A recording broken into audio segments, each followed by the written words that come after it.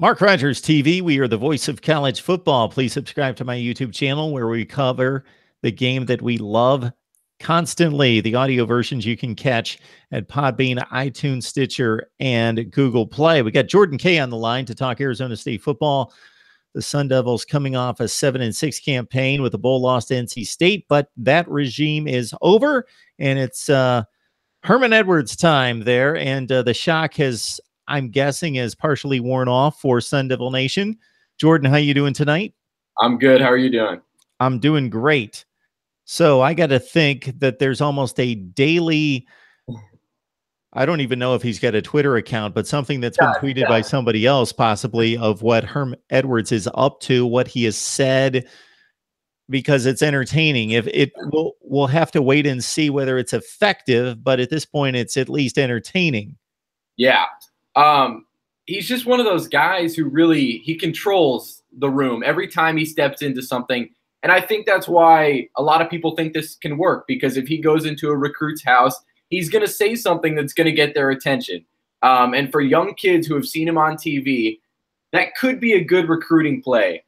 But just as a coach, he seems to know how to at least get the attention of his players. In the locker room, he'll go up and he'll joke with them. He'll rag on them before they can rag on him. And it's just one of those things where he's trying to integrate himself so much with the players, where it's kind of a camaraderie where they see each other on equal footing. And then obviously he can always come down as that coach thing, but he wants to have a lot of fun with these guys and really let them be loose and free. And he's hoping that that translates to the field.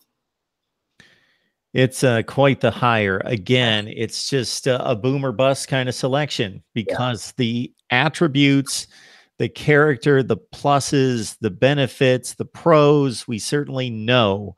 The cons we are conjecturing about, but there's certainly evidence in that direction based on the time disparity of being away from the game, and especially being away from the game at this level. But Herm Edwards has obviously coached at the highest of levels and done so fairly successfully in taking New York Jets teams to the playoffs. His stay in Kansas City, not so successful. This, to a degree, is the same deal in running a football team, but a much different animal in terms of running a collegiate program, keeping track of 105 athletes, keeping them out of trouble, keeping them focused and in class and ready to go on the practice field, keeping them engaged. And then, of course, the recruiting element, which I think in some ways would be a strength because of his personality and because of the attention that he garnishes, as you mentioned, when he walks in a room. At the same time, he hasn't proven it.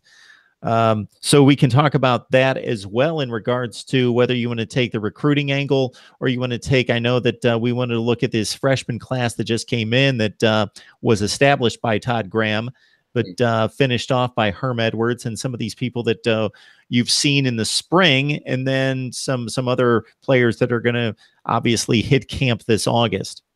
Yeah. Herm Edwards made some, I guess, splashes around the national world, as he does quite often with most of the things that he says, because he said that he was going to cut players, which people really threw a lot of people for a loop. And then he emphasized what he meant by that is that there's walk-ons and guys like this who don't need a roster spot. They can go, but their scholarship is going to be intact.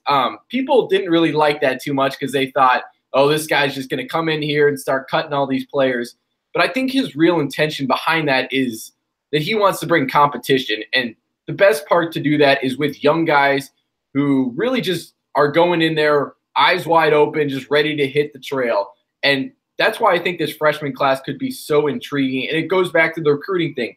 A lot of these guys, Todd Graham, yes, he did start the recruitment for, but they were teetering. And then Herm Edwards came in, and that's kind of his role in this recruiting thing. He's the finisher. His assistant coaches have gone out like crazy. I know Sean Nua has gone to Hawaii. John Simon has gone to Louisiana and Texas. Antonio Pierce has gone to California. All these guys are going across the country, and they're starting that initial recruiting process and trying to get ASU within the top 8, top 4, top 2 of these kids. Then it's Herm Edwards' job to come in. But there's guys like Ashari Crosswell and Jermaine Lowley who Antonio Pierce coached in high school.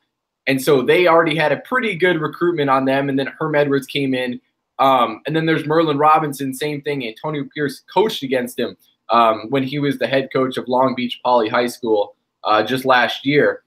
But Herm Edwards, I think, wants to get these freshmen at least reps and wants to get hopes that they can be first and second team guys so that the first and second teamers who are there in spring ball aren't real content. There was one instance where Frank Darby, when he was playing in spring ball, he was taking first team reps pretty much every day.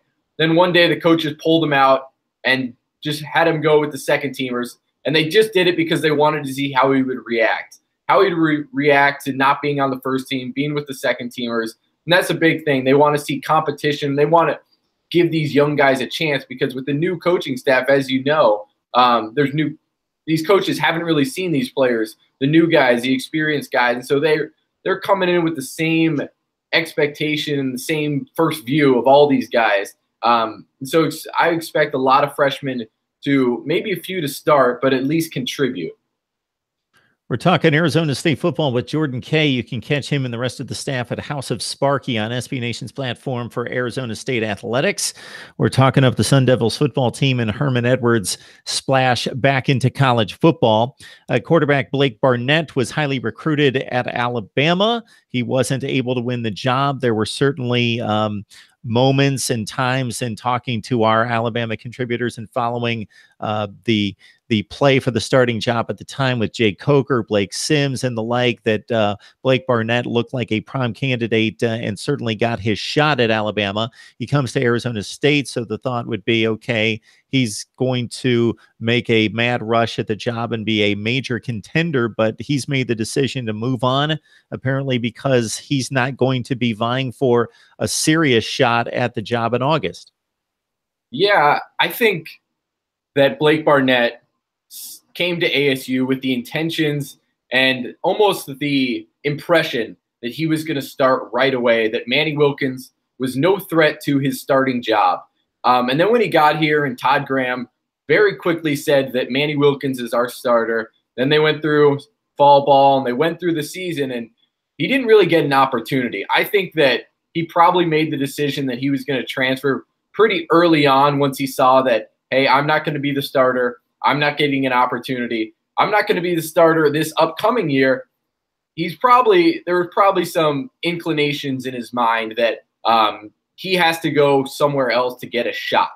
That's why he left Alabama in the first place, because he wanted a shot at getting that starting job again. That's why he's leaving ASU again.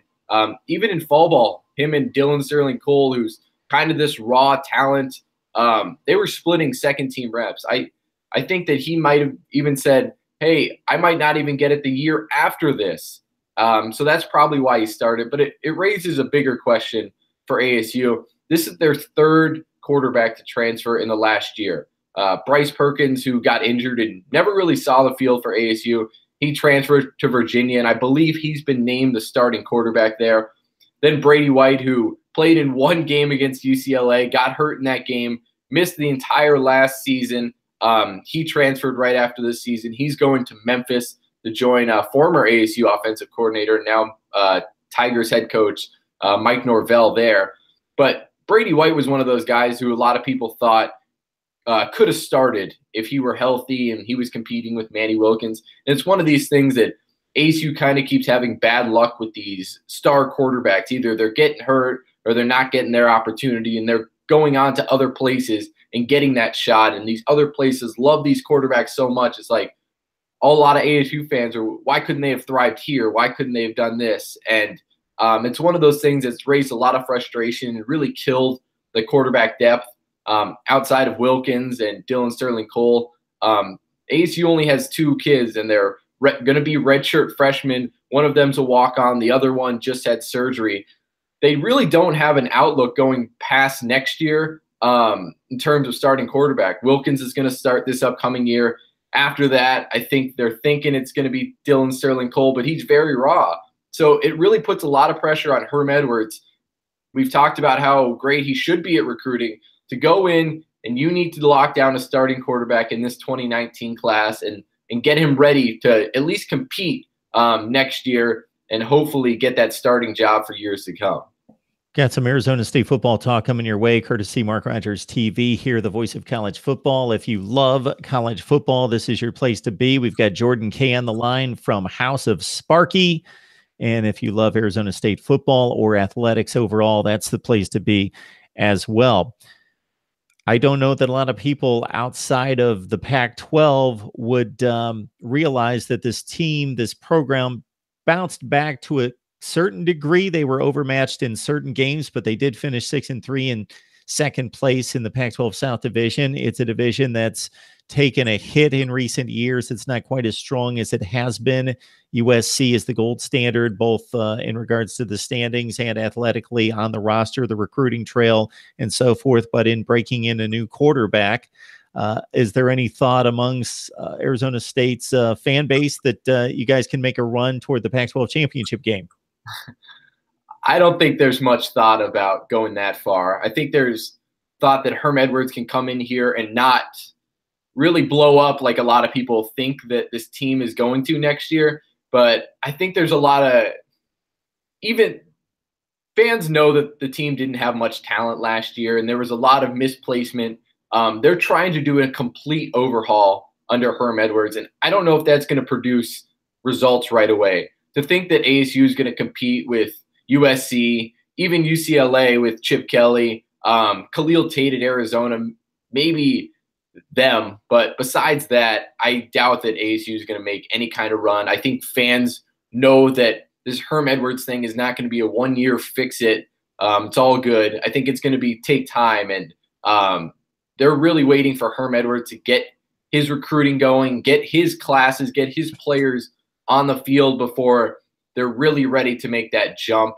I think if they can finish third in the Pac-12, maybe go 6-6 overall, that's somewhere 6-6, 7-5, maybe 8 wins is the best.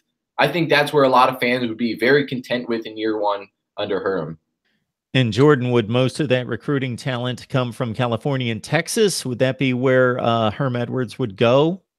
I think there's a lot of California.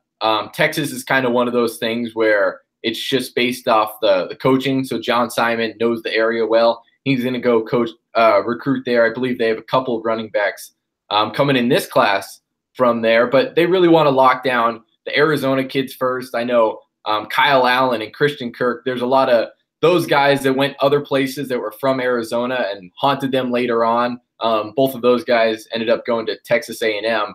Herm Edwards and his staff recently, right when they got hired, they sent out and went to just about every high school in Arizona and really introduced themselves, tried to build those relationships that a lot of high schools thought were broken with Todd Graham, and really trying to get that in-state recruiting going first. Then they can explore the Southern California that Antonio Pierce knows well, and the Louisiana that John Simon knows well, and the Hawaii that Sean Newman knows well.